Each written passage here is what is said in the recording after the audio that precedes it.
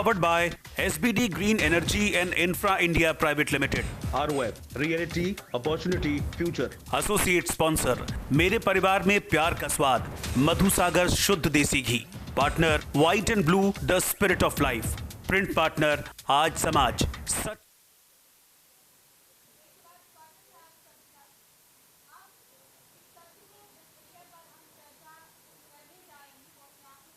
Important विषय है, real estate और इंडस्ट्री पर क्या प्रभाव पड़ा है कोरोना का। इस सत्र में हम चर्चा करेंगे। और देखिए, सीधे सीधे असर पड़ा है, इसमें कहने का कुछ नहीं है। बहुत लाजमी सी बात है कि कोई भी सेक्टर जब अछूता नहीं है तो रियल एस्टेट और इंडस्ट्री तो वो क्षेत्र हैं जो सीधे सीधे कोरोना से प्रभावित हुए हैं। लेकिन हमें गिरकर उठना बखूबी आता है और इस सत्र में हम चर्चा करेंगे इसी पर कि किस तरह के इफेक्ट्स रहे हैं और किन चैलेंजेस से ये इंडस्ट्रीज जूझी हैं इस दौरान। हमारे साथ तमाम मेहमान हैं। सुधीर सिंगला, बीजेपी विधायक गुरुग्राम, हमारे बीच में है। जोरदार तालियों से एक बार स्वागत कीजिएगा सुधीर सिंगला जी का मंच पर। साथ ही हमारे साथ के खंडेलवाल, चेयरमैन है हरेरा गुरुग्राम के, कुछ ही देर में हमारे साथ जुड़ेंगे। और साथ ही हमारे साथ हैं संतोष यादव, पूर्व विधानसभा उपाध्यक्ष। जोरदार तालियों के साथ संतोष जी का भी स्वागत कीजिएगा। साथ ही अमित गोयल, पूर्व RWA प्रेसिडेंट हैं सेक्टर 15 पार्ट 2 के। बहुत बहुत स्वागत है अमित जी आपका भी मंच पर। और इस सत्र का संचालन करेंगे मेरे सहयोगी राज वर्मा।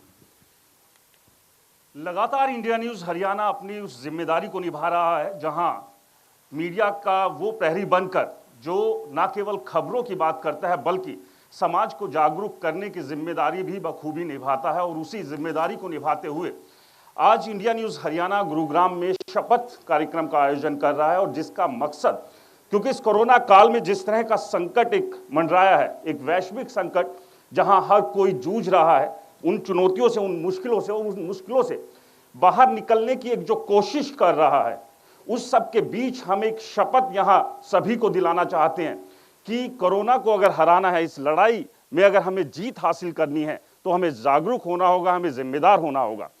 और गुरुग्राम की बात करें तो गुरुग्राम जो है न केवल प्रदेश का बल्कि देश का और अंतर्राष्ट्रीय स्तर पर एक बड़ी पहचान रखता है। इंडस्ट्रियल हब है, रियल एस्टेट है और तमाम जो बिजनेसेस हैं उन पर किस तरह का असर इस कोरोना काल के दौरान पड़ा, क्योंकि बहुत सी इंडस्ट्री जो है इससे प्रभावित हुई है, नौकरियां लोगों की गई है और अब जा भी रही है, और साथ ही बहुत सारे व्यापार वो ठप हुए हैं। तो किस तरह का असर यहाँ पड़ा है, तमाम जो मेहमान हमारे साथ हैं उनसे भी चर्चा करेंगे। हमारे साथ बीजेपी विधायक गुरुग्राम से सुधीर सिंगला जी हैं, हमारे साथ संतोष यादव जी हैं, पूर्व डिप्टी स्पीकर हैं, और हमारे साथ अमित गोयल जी हैं जो कि पूर्व RWA प्रेसिडेंट सेक्टर 15 पार्ट 2। और कुछ ही देर में हमारे साथ हरेरा चेयरमैन के खंडेलवाल साहब भी जुड़ेंगे, उनसे भी बात करेंगे। सबसे पहले सुधीर जी, कोरोना काल है, ऐसे में जरूरी है कि जिम्मेदार बने, सजग बने, क्योंकि इसी जिम्मेदारी और सजगता से ही हम इस कोरोना को हरा सकते हैं। लेकिन इस लड़ाई के बीच एक सबसे बड़ा संकट ये भी है कि जो रोजगार है, जो नौकरियां हैं, जो इंडस्ट्री है, उस पर एक बड़ा प्रभाव पड़ा है। सरकार आपकी है, आप सरकार में है, तो ऐसे में क्योंकि तमाम चुनौतियों का सामना करते हुए, अपनी जिम्मेदारियों को निभाते हुए सरकार इंडस्ट्रीज और रोजगार के लिए क्या कुछ प्लान कर रही है भविष्य के लिए, क्योंकि जिस तरह की अब परिस्थितियां बनी लॉकडाउन के दौरान, उस सब में जो तमाम लोग जूझ रहे हैं उनको उस सबसे बाहर निकालने के लिए क्या कुछ एक नई नीति सरकार लेकर आएगी ताकि जो व्यवस्थाएं अव्यवस्थित हुई हैं वो एक बार फिर से संभल सके। देखिए, पहले तो मैं इंडिया न्यूज़ हरियाणा के सभी दर्शकों का बहुत अभिवादन करना चाहूँगा। साथ में मैं ये कहना चाहूँगा कि भाई कोरोना महामारी है, वो एक प्राकृतिक आपदा है जिससे बचना बहुत मुश्किल है, और लेकिन हमने लड़ना है और हमने इसे जीतना है। हमारा ये कहना है कि जब तक मास्क ज़रूरी है, जब तक ये कोरोना की बीमारी है, तो और जो आपने क्वेश्चन पूछा कि भाई, तो उसके लिए मेरा तो ये कहना है कि हरियाणा सरकार की बहुत सी पॉलिसियां हैं जहां तक वो फाइनेंस कर रही है, लघु उद्योग बचाने के लिए, लघु उद्योगों के लिए वो लोन की व्यवस्था कर रही है, वो इजी इंस्टॉलमेंट पे लोन मिल रहा है वो, और MSME के लिए बहुत ज़्यादा ज़रूरी जो है वो उपाय किए गए हैं। इन उपायों के बीच उम्मीद की जा सकती है कि जो व्यवस्थाएं जो चरमराई थी उद्योग जगत की, जो इंडस्ट्री के ऊपर असर पड़ा था, वो जल्द संभलेगी। देखिए, ऑटोमोबाइल इंडस्ट्री जो है वो लगभग चल गई है वो, और हमारा गारमेंट जो है वो फिर चल गया है वो। तो कुछ थोड़ी बहुत इंडस्ट्री हैं जो अभी थोड़ी सी ढीली हैं वो, लेकिन व्यवस्थाएं जो हैं वो सुचारू रूप से कर दी गई हैं और ले दे के धीरे धीरे गाड़ी पटरी पर आ रही है। चलिए, उम्मीद करते हैं कि ये जो गाड़ी पटरी से उतरी थी वो जल्द पटरी पर आएगी। संतोष जी, जिस तरह की परिस्थितियां बनी लॉकडाउन के दौरान, एक बड़े स्तर पर जो लेबर थी, जो कर्मचारी थे, जो कंपनियां जिनके ऊपर टिकी हुई थी, कहीं ना कहीं एक ऐसी स्थिति बनी कि वो जो पलायन बना, एक बड़ी संख्या में जो पलायन बना, उसका एक बड़ा असर पड़ा पूरा इंडस्ट्री के ऊपर। तो किस तरह से देखते हैं कि उसके बाद अब जब लॉकडाउन खुला है, अब उम्मीद की जा रही है कि स्थिति बेहतर होगी, तो किस तरह से देखते हैं फिलहाल के हालात को? ये आपने सही कहा कि कोरोना एक महामारी है और उसके लिए विश्व भी तैयार नहीं था, क्योंकि ऐसा वायरस पहली बार आया है। और इस वायरस को देखते हुए पूरे विश्व में ही ना तो हमारे पास पहले कोई ऐसा इंफ्रास्ट्रक्चर था, और आदरणीय प्रधानमंत्री नरेंद्र मोदी ने पूरी व्यवस्था इसमें करने की कोशिश की। हमने लॉकडाउन किया ताकि आपसे सोशल डिस्टेंसिंग है वो हो सके, मास्क लगाएं, हाथ धोएं, सैनिटाइज़र यूज़ करें, ये पूरा प्रबंध किया गया। इसके लिए प्रचार प्रसार भी किया गया।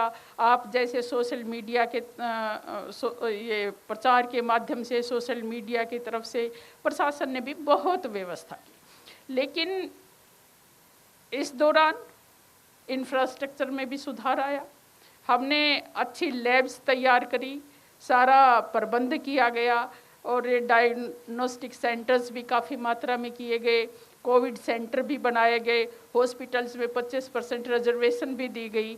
और उस सब के बावजूद जो जैसे हरियाणा, फरीदाबाद, गुड़गांव एक इंडस्ट्री का हब है, जैसे आपने पूछा कि श्रमिक के ऊपर, लेबर के ऊपर क्या रहा, हमने पिछले दिनों देखा था कि यहाँ लेबर में एक भाग दौड़ मच गई कि हम जाएं तो अपनी मिट्टी में ही प्राण छोड़ दें, इतना आतंक हो गया था, तो उचित रहेगा।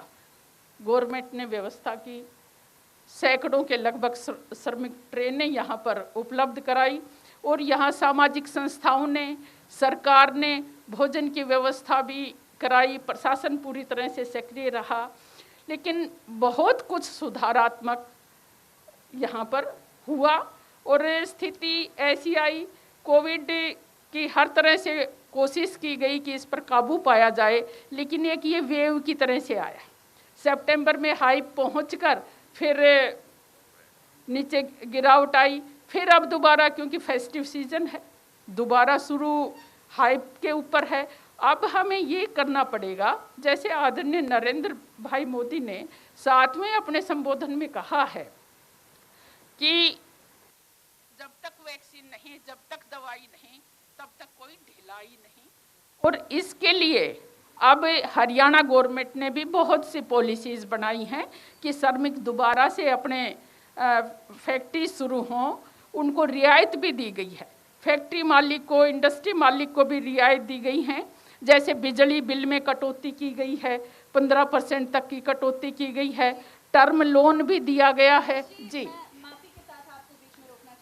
बीच देखिए, हम रियल एस्टेट और इंडस्ट्री के प्रभाव पर चर्चा कर रहे हैं और के खंडेलवाल, चेयरमैन हरेरा गुरुग्राम, हमारे बीच पहुंच चुके हैं। एक बार जोरदार तालियों के साथ के खंडेलवाल जी का स्वागत कीजिएगा मंच पर, और इस सत्र को हम आगे बढ़ाएंगे। के खंडेलवाल जी के साथ भी हम चर्चा करेंगे रियल एस्टेट पर। राज जी, स्वागत है सर आपका कार्यक्रम में। हम लगातार बात कर रहे हैं क्योंकि जो एक प्रभाव पड़ा, हर किसी पर पड़ा, बीमारी ने जहां जाने ली, लोगों को बीमार किया, मुश्किलें पैदा की, रियल एस्टेट सेक्टर पर भी इसका एक बड़ा प्रभाव पड़ा।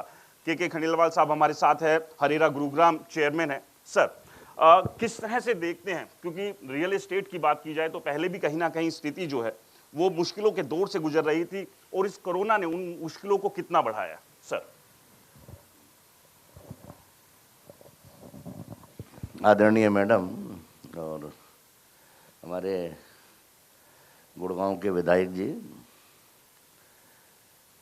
आप लोगों ने जब ये कोरोना शुरू हुआ और गुड़गांव की जो स्थिति थी, गुड़गांव की स्थिति दूसरे जिलों से थोड़ा अलग स्तर पर थी, तो जो काम आपने किया ना, मैं आपको उसके लिए बड़ी बधाई देता हूँ। विधायक जी तो चूँकि पहले इतने सार्वजनिक जीवन से नहीं थे, एडवोकेट थे, अपना काम से काम रखते थे, लेकिन सार्वजनिक जीवन में आने के बाद उन्होंने जिस तत्परता के साथ, जिस तन्मयता के साथ, जिस जोश और उमंग के साथ कोरोना से लड़ने में शहर की मदद की, वो बधाई के पात्र हैं। और जैसा कि यह शहर अब रियल एस्टेट के लिए विख्यात है, रियल एस्टेट 2010 से 13 तक बड़ी ऊंचाइयों की ओर गया। 13 से 16 में भाव भी बढ़े, लेकिन बाद में भाव गिरने के कारण रियल एस्टेट एक बड़ी क्रिटिकल स्थिति में आ गया और फिर कोरोना ने रही सही कसर पूरी कर दी। लेकिन एक बहुत बड़ी चीज़ जो कोरोना ने दी, हर जो चैलेंज होता है लाइफ में, हर जो एक इस तरीके की एक विषम परिस्थिति आती है, उस परिस्थिति को यदि हम लोग एक चैलेंज की तरह लें, उसको एक अवसर की तरह लें, तो जो हमारे सामने चैलेंज आए ना, उस चैलेंज से ज़्यादा बेहतर हम लोग है ना कि निकल करके आते हैं, उससे ज़्यादा बेहतर हम लोग गेन करते हैं। और कोरोना में चाहे वो रियल एस्टेट हो या दूसरी कोई भी चीज़ हो, हम सभी लोग विजयी होकर के निकले हैं और विजयी होकर के निकलेंगे। हमने आधा रास्ता पार किया है, हम पूरा रास्ता पार करेंगे। तो सबसे बड़ी चीज़ है, कोरोना के बाद रियल एस्टेट में अब आज बढ़ोतरी आने लगी है। कोरोना के दौरान जो अनिश्चितता थी, वो अनिश्चितता खत्म होने लगी है। लोगों को लगने लगा था कि अब क्या होगा। लोगों को मालूम है कि जो कुछ होगा ना, उसको हम बड़े साहस के साथ, बड़ी जिम्मेदारी के साथ उसे फेस करेंगे। और जीवन है और जीवन रहेगा, और जीवन रहेगा इसी चीज़ को लेकर के। आज मिडिल क्लास जो है, आज अफोर्डेबल हाउसिंग में पूरे हिंदुस्तान में गुड़गांव जो है, हरियाणा सरकार ने जो अफोर्डेबल हाउसिंग की स्कीम लेकर गई है, अपने आप में नायाब स्कीम है, अपने आप में बहुत बेहतर स्कीम है। और अफोर्डेबल हाउसिंग स्कीम की जितनी यहाँ डिमांड है, कोई भी ऐसा प्रोजेक्ट जिसको अफोर्डेबल हाउसिंग का लॉन्च होता है, 3 महीने में, 4 महीने में पूरा प्रोजेक्ट बिक जाता है। तो ऐसी स्थिति में हम ये कह सकते हैं कि मिडिल क्लास जो आम आदमी है ना, आम आदमी में कोरोना के बावजूद भी जीवन के प्रति उसमें धनात्मक उसका रुख आया है। और धनात्मक रुख होने से क्या है, उसकी पुनः इच्छा ये जागृत हुई है कि वो अपना घर ले, अपना ड्रीम होम बनाए। और यहाँ गुड़गांव में या ये कह सकते हैं कि रियल एस्टेट अब खराब स्थिति में नहीं है, रियल एस्टेट अब प्रोग्रेसिंग है। बहुत अच्छी बात सर आपने कही कि इन जब जीवन है तो उस जीवन में चुनौतियां भी हैं और उन चुनौतियों से लड़ना पड़ेगा और डटकर लड़ना पड़ेगा। कहीं अगर कुछ बुरा वक्त आएगा तो अच्छे संकेत और अच्छा वक्त भी वापस लौटेगा। अमित जी, जहां सर ने भी एक बात कही कि जो चुनौतियां हैं और इन चुनौतियों में ही संभावनाएं ढूंढनी होगी, उन संभावनाओं की बात करें, क्योंकि आरडब्ल्यूए से भी जुड़े रहे और तमाम तरह की हर किसी ने बढ़ चढ़कर जो है लोगों की मदद भी की इस कोरोना काल में। लेकिन अगर जो छोटे दुकानदार और छोटे जो स्तर पर जो नुकसान हुआ, उसे किस तरह से देखते हैं और वहां एक आम भागीदारी की बात करें, क्योंकि हमें बचाव का भी ध्यान रखना और साथ में आम भागीदारी भी रहे, ताकि जो रोजगार है वो सुरक्षित रहे और कोरोना के खिलाफ जो लड़ाई है वो एक सही दिशा में बढ़ती रहे। सबसे पहले तो इंडिया न्यूज़ के सभी दर्शकों को मेरा नमस्कार। और जो ये मुहिम इंडिया न्यूज़ की एक कोरोना से एक लड़ाई जो शपथ के रूप में एक आज गुरुग्राम से शुरू हुई है, उसके लिए उनको बहुत बहुत बधाई। जैसा कि राज भाई ने हमसे पूछा, कोरोना एक ऐसी वैश्विक महामारी है जिससे भारत का पूरा विश्व ही एक चपेट में आ गया। हम गुरुग्राम की बात करें तो पूरे गुरुग्राम में इसका बहुत ज़बरदस्त असर रहा, क्योंकि रीज़न कि एकदम अचानक से जब समस्या आती है तो कहीं ना कहीं उसके उपाय या चीज़ें बनने में या सुधरने में समय लगता है। अब दूसरा आपने पूछा रियल स्टेट का, सबसे बड़ी बात है रियल स्टेट में अभी सर भी बता रहे थे खंडेलवाल जी, अभी भी 25 से 35% का डाउन है। लोग अभी, क्योंकि लॉकडाउन पूरी तरीके से नहीं खुला है, अनलॉक जब तक पूरा नहीं खुलता है, लोग अभी शिफ्टिंग में भी कतरा रहे हैं। तो रियल स्टेट कहीं ना कहीं हमारी अर्थव्यवस्था का एक स्तंभ है, और उस स्तंभ पे चाहे वो इंडस्ट्रीज हो चाहे वो रियल स्टेट हो, दोनों पे ज़बरदस्त असर एक इसका हुआ है। और कहीं ना कहीं प्रोजेक्ट जो हमारे चल रहे थे वो 6 महीने के करीब करीब आगे लिंगर ऑन हुए, वो आगे गए हैं, और आने वाले समय में वो कितना और आगे जाएंगे अभी उसकी उम्मीद भी नहीं की जा सकती कि क्या समय लगेगा। क्योंकि जो हमारे प्रवासी मजदूर भाई थे, कहीं ना कहीं वो अपने ज़िलों में अपने स्टेट में जाने के लिए आतुर रहे, उसकी वजह से वो परेशानी रही। कहीं ना कहीं और चीज़ें, चाहे वो फाइनेंस की कमी हो, चाहे अवेलेबिलिटी की कमी हो, चाहे मटेरियल की कॉस्टिंग की हो, तो रियल स्टेट पे एक ज़बरदस्त असर इस कोरोना महामारी का पड़ा है, और वही इंडस्ट्रीज़ का है। क्योंकि इंडस्ट्रीज भी एक बहुत ही एक अहम रोल अदा करती है, लेकिन चाहे वो बाहर से मटेरियल आने का मुद्दा हो वो भी नहीं आ पाया, या और कोई भी इंडस्ट्रीज के लिए लेबर का मुद्दा हो वो भी कहीं ना कहीं इफेक्टिव रहा। सुधीर जी, एक बात पर यहाँ आप गौर करने की ज़रूरत है कि अब हाल के दिनों में जो तेजी एकदम से आई है कोरोना के मामलों में, थर्ड वेव जो है वो चल पड़ी है। जिस तरह की शुरुआत के हालात थे उस दौरान लॉकडाउन किया गया, तब गुरुग्राम की बात करें तो 50 से 250 और 300 तक आंकड़े हर रोज पहुंच रहे थे, लेकिन अब ये संख्या हर रोज करीब करीब 500 और 1000 के आसपास पहुंच रही है, और अभी कुल करीब 35,000 से ज़्यादा कोरोना पॉजिटिव के मामले गुरुग्राम में सामने आ चुके हैं। और अब चूंकि फेस्टिव सीजन है, ऐसे में अनलॉक भी किया गया है, और जिस तरह की तमाम व्यवस्थाएं, भीड़ भाड़ जो बाजारों में है उसको किस तरह से रोका जाए ताकि जो दुकानदार हैं वहां पर कामकाज भी चलता रहे लेकिन कोरोना से बचाव भी रहे। दोनों ही स्तर पर जो है एक व्यवस्थाओं को किस तरह से सुचारू तौर पर किया जा सके, क्योंकि अभी भी ये देखने में आ रहा है कि जो भीड़ निकल रही है उस भीड़ की वजह से नंबर बढ़ रहे हैं, और ये अगर नंबर इसी तेजी से बढ़े तो आने वाले वक्त में फिर से कहीं इंडस्ट्री और बाकी रोजगार पर तो असर नहीं पड़ेगा। इसका असर नहीं पड़ेगा, क्योंकि लोगों ने, कोरोना एक बीमारी है लेकिन लोगों ने इसको एक्सेप्ट कर लिया है। देखिए, लोगों ने जीवन बचाना है, और इसके लिए कोरोना जो है एक ले दे के कोई ख़ास बीमारी उसको लोग समझते हैं कि नहीं है।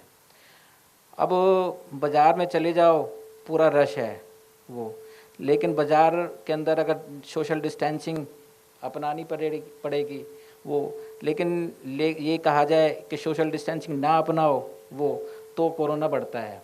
तो लिहाजा थोड़ा सा मास्क ज़रूर पहने, थोड़ा सोशल डिस्टेंसिंग बना के रखें वो, तो यही एक 2-4 उपचार हैं जो इस कोरोना से बचा सकते हैं हमारे को। जाहिर सी बात है, इन्हीं उपचारों के साथ हम इन लड़ाई को लड़ सकते हैं, और बहुत ज़्यादा कोई मुश्किल और चुनौती नहीं है इन उपचारों को अपनाने में।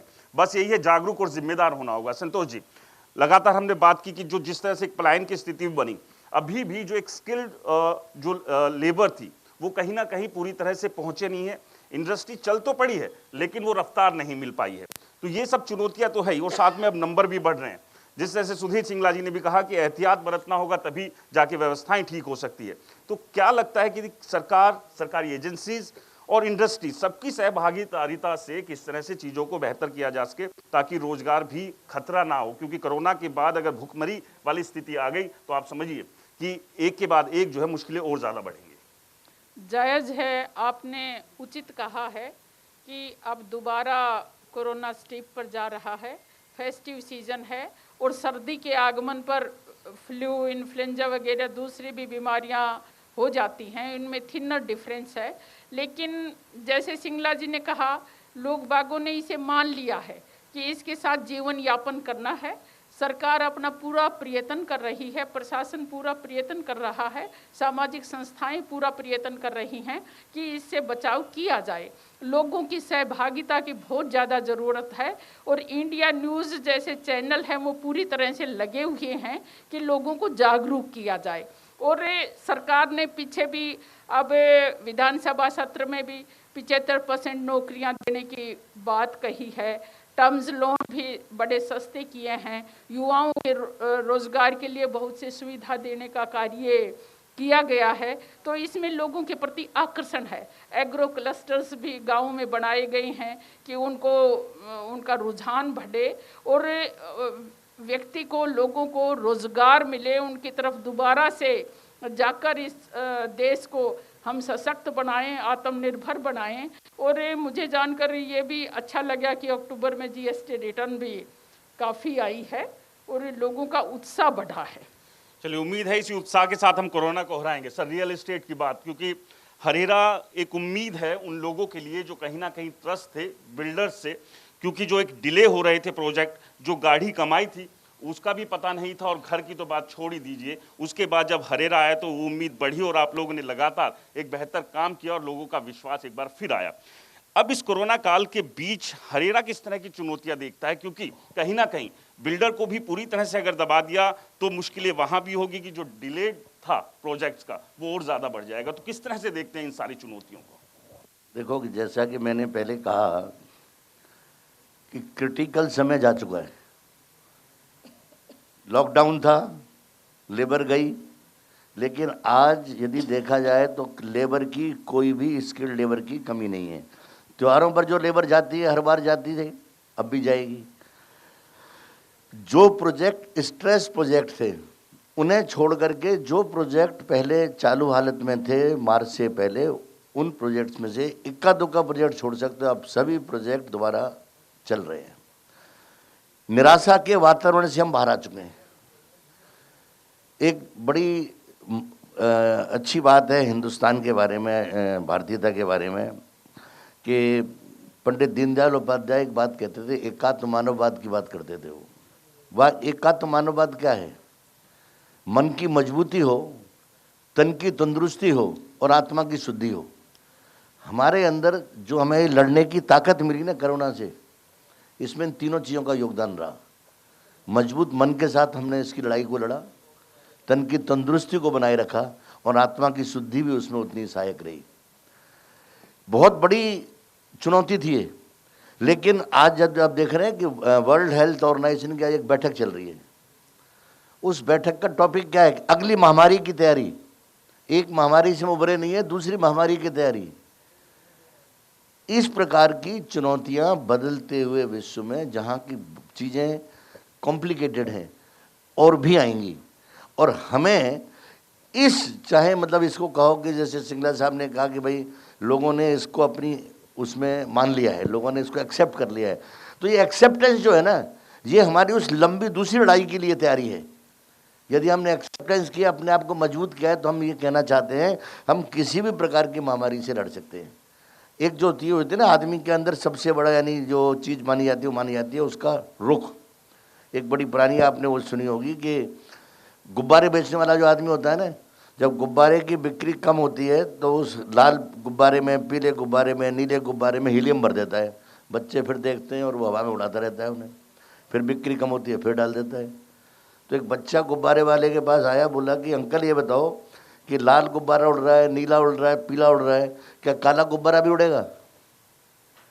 बड़ा सरप्राइज हुआ। उसने कहा बेटे ये गुब्बारा इसलिए नहीं उड़ रहा है कि इसका रंग क्या है, ये गुब्बारा इसलिए उड़ रहा है कि इसके अंदर क्या भरा हुआ है। हम कोई भी सफलता जो प्राप्त करते हैं इसलिए प्राप्त नहीं करते कि हमारा रंग क्या है, हमारा देश क्या है, हमारी जाति क्या है, हमारा धर्म क्या है। हम कोई भी चीज़ जो हासिल करते हैं कि हमारा रुख क्या है। और सबसे बड़ी चीज़ थी ना जो हमारे माननीय प्रधानमंत्री जी ने की, मुझे नहीं लगता कि मतलब मेरे जीवन में तो ऐसा नहीं था, लेकिन जो मेरे से बुजुर्ग हैं, मैडम हैं, इनके जीवन में भी ऐसा समय नहीं आया होगा जब एक इशारे पर पूरा देश खड़ा हो गया। एक इशारे पर पूरे देश ने ना कि जब लॉकडाउन को एक्सेप्ट किया। बिल्कुल सर, तो इस प्रकार से जो है ना एकता लेके आया है। ये अवसर बड़ा अच्छा अवसर मिला है। आपने ठीक कहा, क्योंकि किसी को नहीं पता था कि ये परिस्थितियां बनेंगी, लेकिन इन परिस्थितियों से निपटने का एक ही तरीका है कि एकजुट होना होगा, जिम्मेदार होना होगा, जागरूक होना होगा। और इसके लिए किसी भी तरह की कोई रॉकेट साइंस की जरूरत नहीं है। सिर्फ आप मास्क पहनिए, सोशल डिस्टेंसिंग का पालन कीजिए और जो तय नियम है उन्हें समझ लीजिए, खुद अपनाइए और दूसरों को अपनाने कहिए। हम लगातार बात कर रहे हैं कि कोरोना की इन चुनौतियों से कैसे लड़ेंगे, और इस लड़ाई में शपथ जो है इंडिया न्यूज़ हरियाणा आज यहाँ से ले रहा है। हमारे साथ जो तमाम मेहमान आज बने, आप सभी का बहुत बहुत शुक्रिया। और लगातार इंडिया न्यूज़ हरियाणा की खास पेश